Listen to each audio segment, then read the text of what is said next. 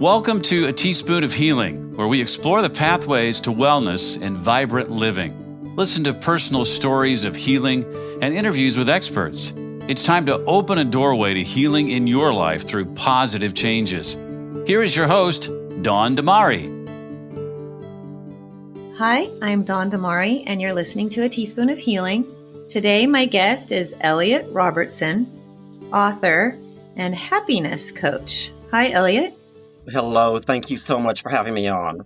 And thank you so much for being a guest on the podcast. So you are the author of the book, Say Yes to Life, 7 Keys to Living Full Out from Within. And we will talk about that in a few minutes.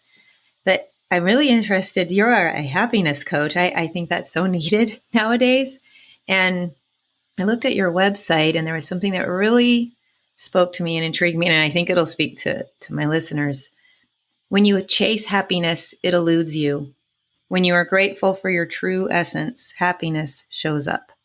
Yes. I always encourage people to, if they want to go into the happiness house, to not use the front door, the door of happiness, achieving it directly, pursuing it directly. That door is always stuck. So I always ask people to consider going to the back door. The back door is inner harmony. Other back doors include alignment and poise. And that's really what I focus on when I'm approaching the project of raising the happiness level up a notch for myself or helping other people to do it for themselves. Wonderful. And how do you approach that and just being grateful for your true essence? How can we get to that? It seems very simple, but it also seems difficult to do.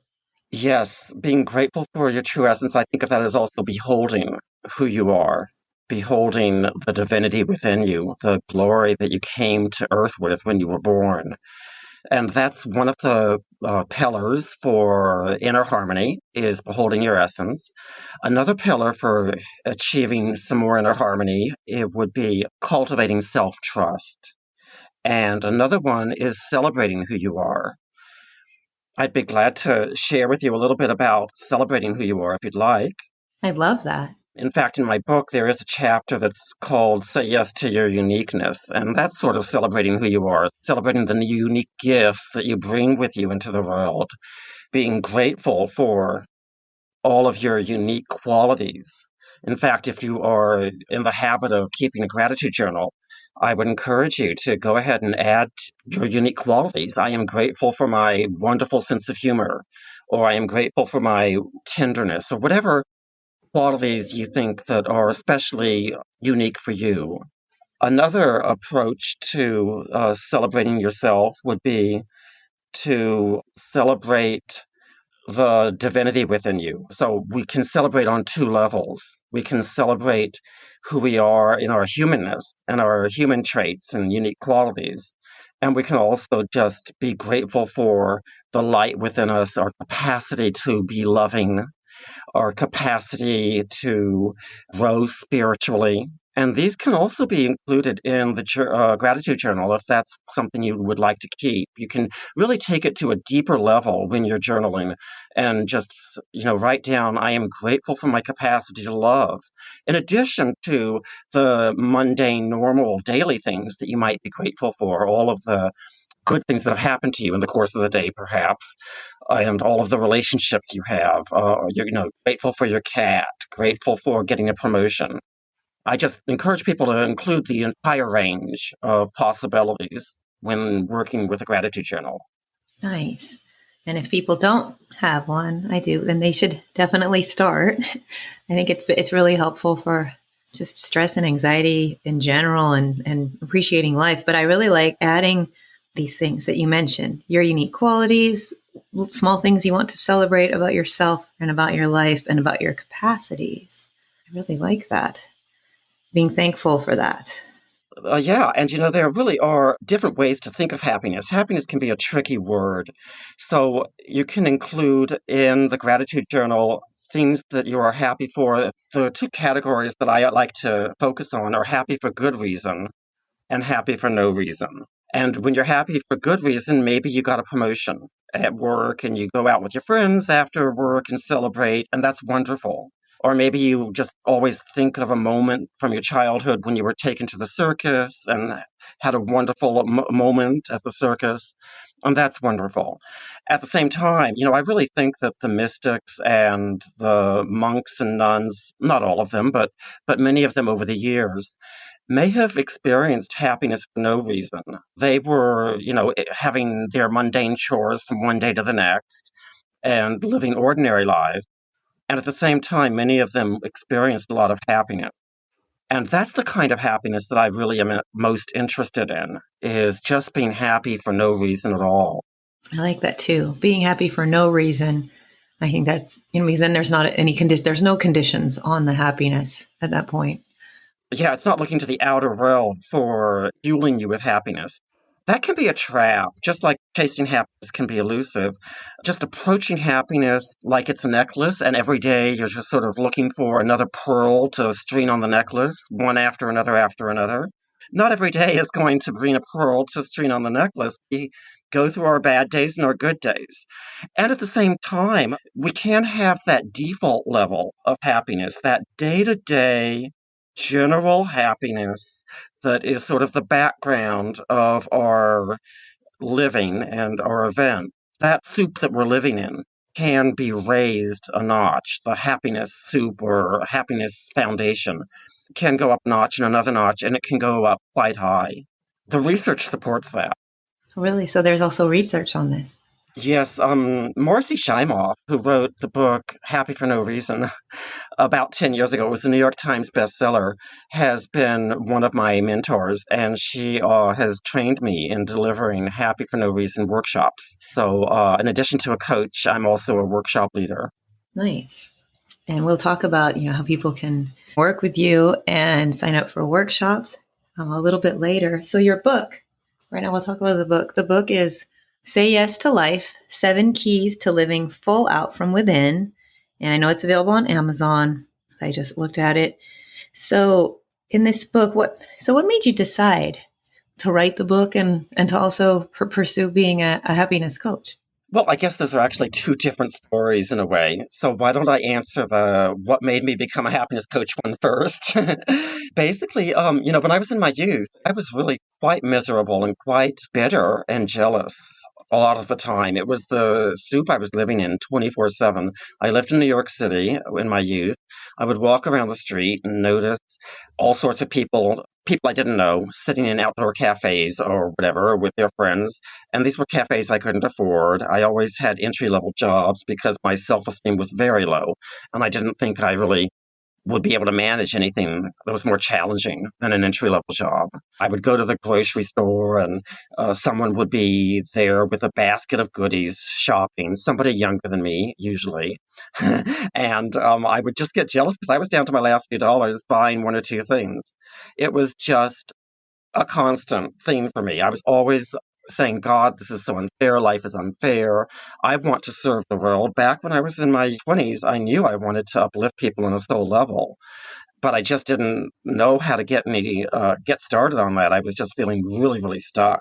So in any event, after quite some time of living in New York in this sort of mood and mentality and mindset, I eventually it hit me that I just really had to take ownership of my life and ownership of my response to the surroundings, to the circumstances of my life. And I realized I needed to stop complaining, blaming, and shaming. Mm-hmm. And that was my turning point. And then I began to catch myself sometimes. I had a moment of jealousy when I was, going by a big 5-star hotel and I saw an attractive guy and his boyfriend on the street. I caught myself. That's one of the first moments when I really was living more consciously. And I immediately dropped it. I immediately realized that was not the thing to do, to spend every moment in jealousy, whatever I encountered. Well, that's great. So you were able to stop yourself. That's a wonderful thing. And jealousy, we've all been there, and it's often from, within, and you're seeing somebody else and you don't actually know, maybe they didn't have a perfect relationship or a perfect life, but it seems like when you're coming from a place, because I've been there, coming from a place where you're seeing someone else having these things that you want, but you don't know what they're going through, but being able to stop yourself. And that's so powerful. And how can you suggest to other people? Because I know there's a lot of people struggling with that, with jealousy. How did you learn to stop yourself? Yeah, it was really just a commitment to just really committed to going beyond jealousy and bitterness and to going into a positive direction. And then the awareness that that's what was going on. I don't think I was really at the time in my youth when I was living in New York, I don't think I was so aware of the jealousy and bitterness being there. It was more in hindsight that I see that. It was more in the moment of realizing what was going on and how I needed to take ownership that I became more self-aware, and the awareness was a large part of the curative part of it. Plus, my passion for wanting to serve people, and my passion for wanting to make that dream come true. Because the moment when I was realizing that I needed to take ownership, it was really fueled by my realization that I would never achieve my dreams of helping people out if I just stayed on that trajectory. It was sort of, that was the incentive, so to speak. Nice. And I hope other people can learn from that too. I've been there too and been able to stop myself. Yeah, well, for some people, I think bitterness can be a fairly universal thing because I think we really do all expect to get rewards when we feel like we've been good. Even if we have a very mature relationship with the cosmos and spirituality, there's still, maybe from our culture, from somewhere, there is the tendency to look to life and to look to God for a reward. Somehow there is that place within us that puts God into a parental relationship and expects God to treat us good if we've been good. And it's very natural and easy, the human tendency to think, oh, we're good, we deserve a reward. So I think bitterness is something that a lot of people experience. The jealousy was my own coupling, so to speak. It was really intertwined with the bitterness for me. Other people might experience the pairing of bitterness with self-pity and not have so much jealousy, but have self-pity as their main thing. There are a lot of different flavors to being stuck. Definitely. That's really fascinating. So, you can go back to your story. Thank you for explaining that because I think that's really helpful for people. So, back to your story. So, you had noticed the couple and they were coming out of the 5-star hotel, the guy and his boyfriend, and you were feeling, and you started feeling the feelings of jealousy and bitterness. You dropped it. And so, going on from there, were you able to, obviously, probably able to build on that? So, you were able to serve people like you are now. Well, what ended up happening on that particular day is I was on my way to a cafe. I opened up my journal, wrote about it, and the journal entry ended out leading to an exercise I could use in a workshop. I'm always sort of interested in putting workshops together. Then after I did that, I realized that I could include that exercise in an article and submit it to Science of Mind. And they published the article. It's called Releasing Bitterness.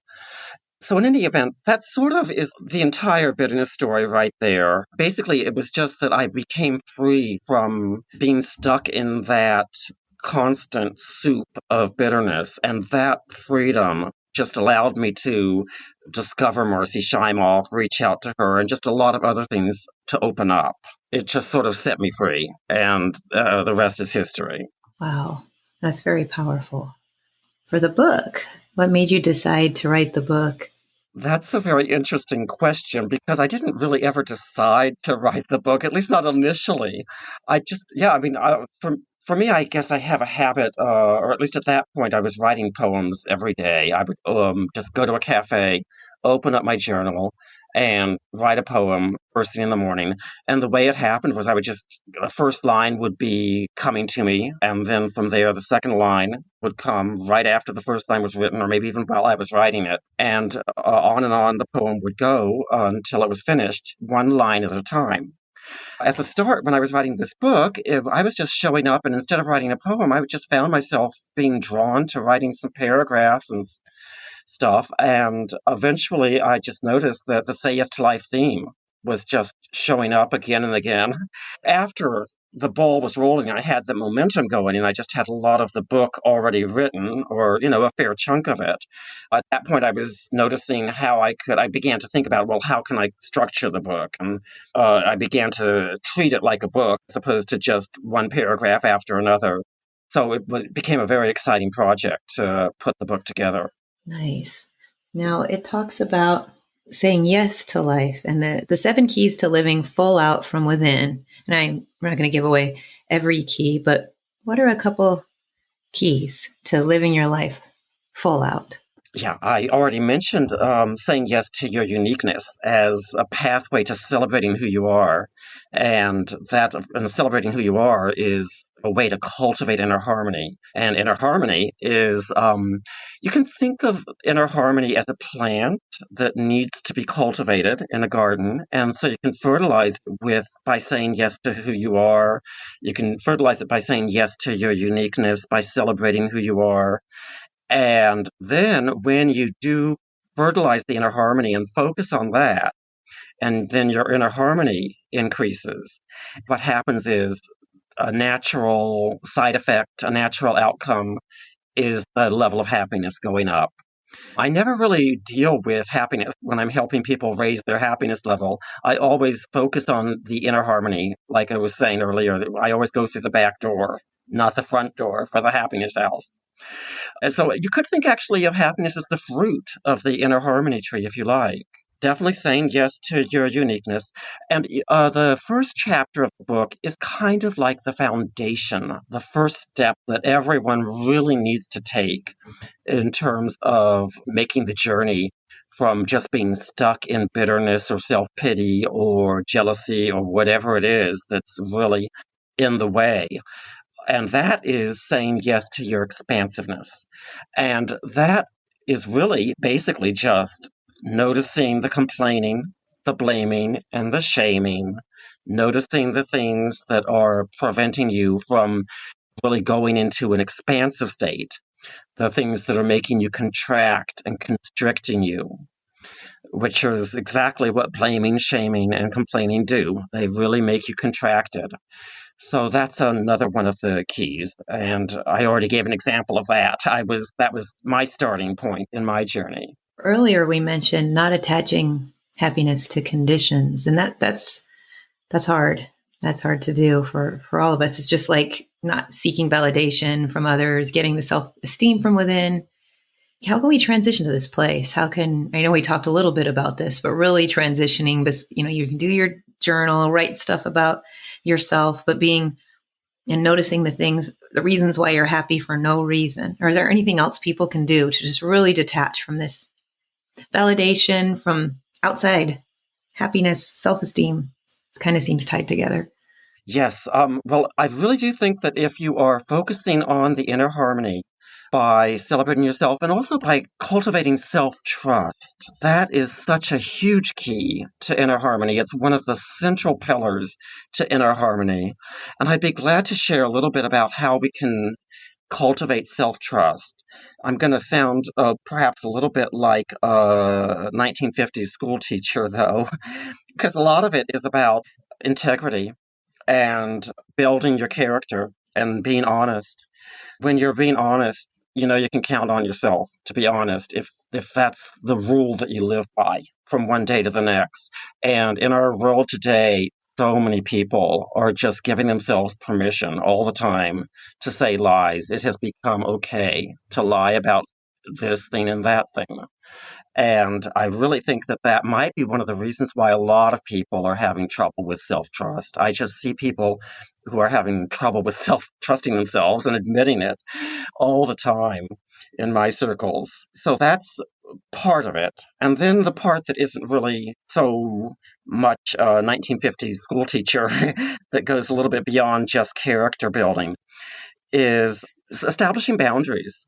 That can really help to establish self-trust. If you can just not cave in when you have your boundaries and just be there for yourself in those ways that you need to protect your boundaries, that can also build self-trust. You can count on yourself to be your own best friend when it comes to boundaries and stuff like that.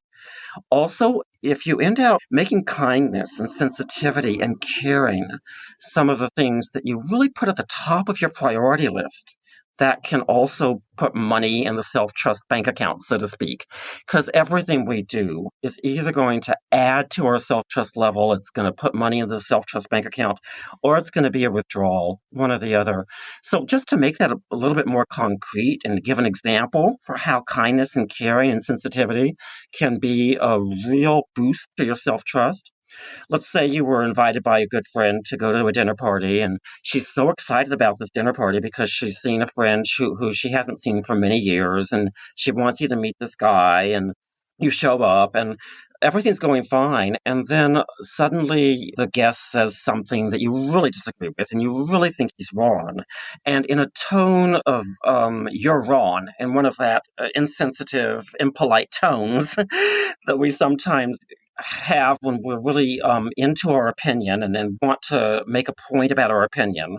In that tone, you sort of jump on the guest and make sure you make your point about how your point of view is correct. Then maybe after the party, you might go home and you might have some regrets about how you sort of made for an uncomfortable occasion at the dinner party and how you're so sorry that you didn't really make things good for your friend. You didn't take the moment from her perspective and didn't really try to make it a happy occasion for your friend by just being really civil and either voicing your disagreement in a very civil, kind way, or maybe even just skirting the issue entirely. If you are being caring and sensitive and kind, then you go home and you have a good reference point. You know that the next time you're invited to a party, you can count on yourself to make it a happy occasion for everybody, to not have regrets afterwards. On the other hand, it's a withdrawal if you forget about the importance of kindness and sensitivity and caring and relationships. Nice. It's very, very beautiful to be able to do that. Everything you said, trusting yourself, being honest, building character, and then the kindness and sensitivity. To be honest, it's hard to do, and the boundaries, and it's hard to do that. I consider myself sensitive, and it's very easy to loosen the boundaries sometimes. At the same time, to be strong and sensitive, to combine those two. Yes, I appreciate that. It is. And the thing is that I think of these things as tied in with spiritual and personal growth. And spiritual growth is a very slow process, but I think there's nothing more valuable. At least for me, it has been a very gradual, baby step by baby step journey. And the little things do make a difference. Just to bring that full circle, though, because you were asking me, so how can people be happy for no reason? And to just sort of connect the dots and make it clear about how I really am answering that question, even though I may be answering it in an indirect way. When you are cultivating self-trust and doing things that create inner harmony, that does end out having happiness as a side effect, and it's happiness for no reason as a side effect. It's that default level, that day-to-day happiness that gets increased because of inner harmony. And then you just find that your day is full of much more happiness and joy. In fact, I have come to a point where I wake up almost every morning with a lot of joy and gratitude. It's just where I've wound up without making it an intention. That's just been my journey at this point. That's beautiful. So you also mentioned on your website, the commitment to living full out. So this is something that you have to commit to, and it's a practice.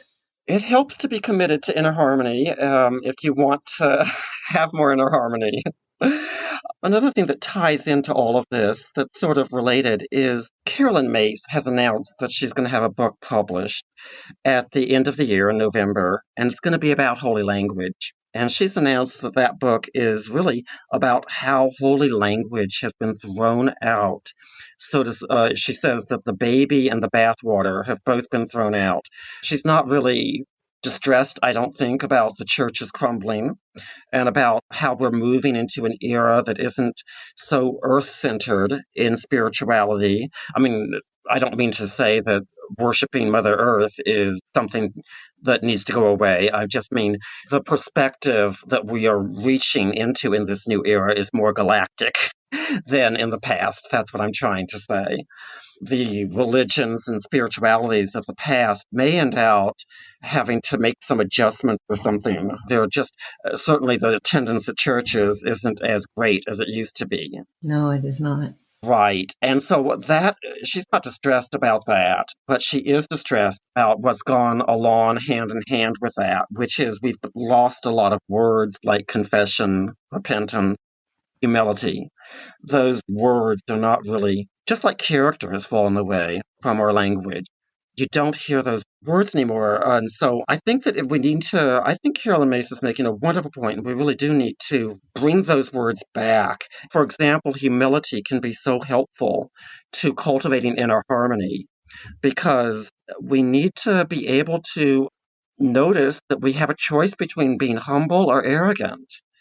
And I can tell you this, I was being arrogant when I was bitter. I was always saying, God, you've got it wrong. My life should be like this, not like that. Whenever you use the word should, it very often is a sign of arrogance or resistance. And resistance and arrogance in the way. Non-resistance is one of the spiritual words we need to bring back. Absolutely. I like what she's saying. It really makes sense. Yes, the church attendance has fallen, and people are rejecting some of the parts, which some of it is good to reject. Some of it is damaging, but then there's some really good parts of it that are also getting rejected. I know I was raised Catholic, and my dad just gave me a book yesterday about, because he notices that I'm getting more spiritual again. I was atheist for a long time, and now, I believe there's something I believe in, but he's trying to get me back into the Catholic Church, and I don't feel the pull there, but I do feel some things have dropped out of society, like you had mentioned, character, repentance, humility, and bringing that back. I think that's wonderful that she's doing that, but how can it be done? That's great that she's trying, because I've noticed that. And it's just funny because it was just yesterday that I got the book, and he's going to listen to this, but and I appreciate the book, and I'm going to read it. There's a lot of wisdom there. I appreciate the wisdom and being able to bring some of that back, but in a different way. You got which book? Oh, I forgot the name of it, but it's something about how people decided to be Catholic. See, I was raised Catholic. Oh, that's right. The book your father gave you. Okay. Yes, I wish I could go upstairs and get it right now, but it was just interesting. But I'm not interested. Sorry, Dad. I'm not interested in going back to the Catholic Church for different reasons. I don't really want to bash it or anything. There's just certain things that don't resonate with me, but I do feel the need for spirituality. Well, the thing is that I just always encourage people to do whatever resonates with them. So if you find that you are nurtured and return to your heart, if it helps you to get out of your monkey mind and into your heart, to just walk in a forest with trees or in a park with trees, to spend an hour marinating in the tree's vibration. For some people, it would go as far as maybe even listening to the trees. I know a few people who say that the trees do speak to them, and I think they mean in English. But in any event, if that's your experience, then I say don't let that fall by the wayside. Absolutely make sure you do that from time to time. Or if it's drawing down the moon, which is one of the practices of Wiccan, and if that's what really speaks to you and helps you become more spiritual and helps you connect with your true self and your true identity, absolutely be sure to do that. I just encourage everyone to do everything. I've heard a story about someone who has been a Buddhist all his life, and he ended up having a vision of Mother Mary showing up, and a Buddhist who had a vision of Mother Mary. And Mother Mary gave him instructions. She said to the Buddhist that he had to start a group to allow people on a daily basis. I think it may have been, or maybe it's a weekly basis. I'm not sure. But a group. He was told that he had to start a group to allow people to do the Rosary prayer, which is some prayer with beads. I've never done it. I don't know the details, but it's something that I guess you would know about since you have a Catholic background. It's been a while, but yes, yes, interesting. So incorporating that, into not a strict dogma, but just pieces of it. I see. Yes. Yes, he ended up doing that. He followed her instructions, and I'm guessing that he might have a group of Buddhists and agnostics and maybe some witches. I don't know who's showing up. Maybe it's mostly Catholics. But yeah, I mean, I'm just so delighted. I love interspiritual stuff. Yeah, me too. Wow. That's really fascinating. I have a funny feeling that that's the direction the world is going to be going in. So, yes, maybe the attendance of the churches will continue to shrink. And I'm quite sure that because we are humans and we have hearts and souls, we really will find other things. Maybe more people will be going to the parks and walking with the trees. I don't know what it's going to look like. Sounds good to me. Yes. Now, so your book is available on Amazon and your website has a lot of information, some PDFs people can download, I noticed. But how can people work with you? When do you have workshops and I just recommend that people go to my website, and there is a free meditation that's offered at the website. If you get that, then you'll be on my list to be notified of things. and but people can work with you though. People can actually work with you as well. Oh yeah, I right now I'm just doing private coaching, that's all. And people can access my website if they go to the website that describes the book. I want to just keep it simple and give out one URL, and then there's a link there to go to my website. You can go to www.sayyestolifebook.com, www.sayyestolifebook.com, and if you go to that website, even if you're not interested in the book, you can go there and get a bundle of things that's being offered as a free gift to anyone and everyone. The gifts include guided visualization and audio, and also an exercise that you can do for the next 30 days. It's an exercise that begins with appreciating things about yourself. And when you are consistently appreciating things about yourself, like I appreciate my tenderness, I appreciate my loyalty, I appreciate my love for cats. I'm a cat person, so that might be on my list. I appreciate my willingness to explore spiritual things. It can just be anything and everything. When you write those down consistently day after day, and like I am suggesting in this exercise, the second part is to graduate from appreciation into gratitude. What I'm basically saying is that if you start with appreciation, that can really help you to become more grateful. It can be sort of the foundation for gratitude. And for those of us who, have sometimes struggled with feeling of really sensing the gratitude, it can be a good place to start. Definitely go to the website and check out that exercise. You can download it. And then you might find yourself after the 30 days stirring up a sense of gratitude in your life.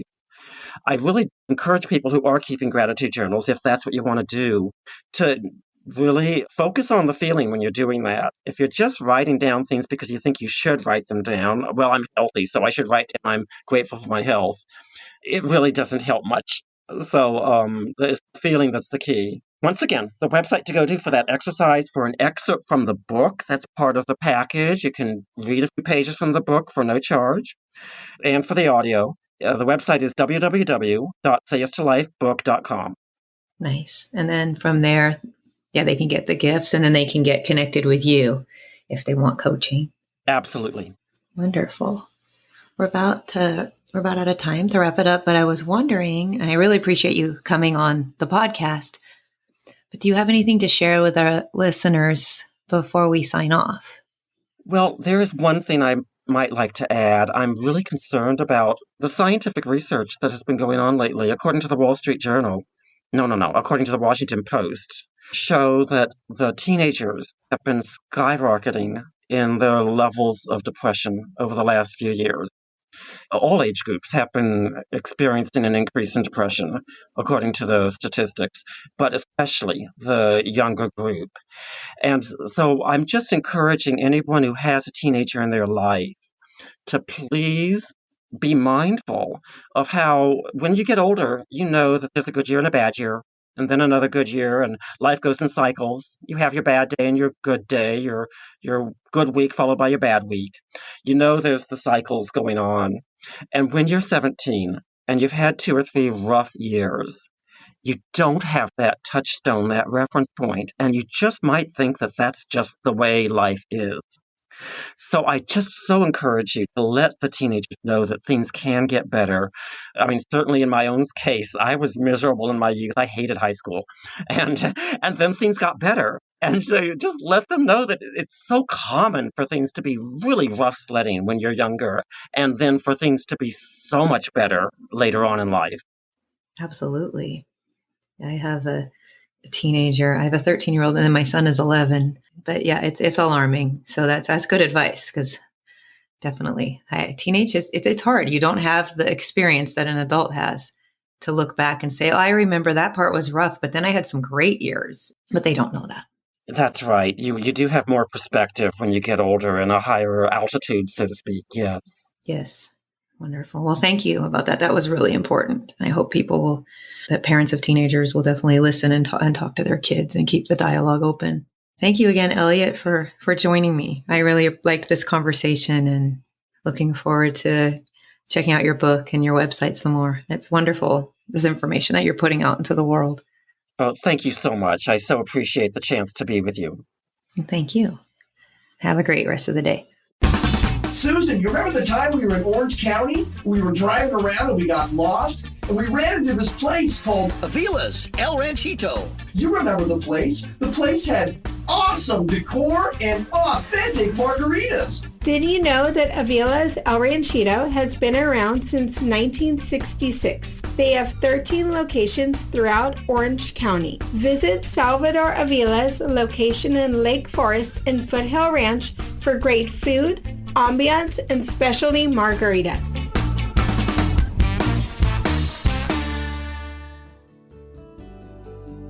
Thank you for listening to A Teaspoon of Healing with Dawn Damari, your home for wellness and vibrant living. For more resources on wellness and vibrant living, visit us online at teaspoonofhealing.com. This podcast is for informational purposes only and does not constitute medical advice. Please consult a physician or other health professional before undertaking changes in lifestyle or wellness habits. The author claims no responsibility to any person or entity for any liability, loss, or damage caused or alleged to be caused directly or indirectly as a result of use, application, or interpretation of the information presented herein.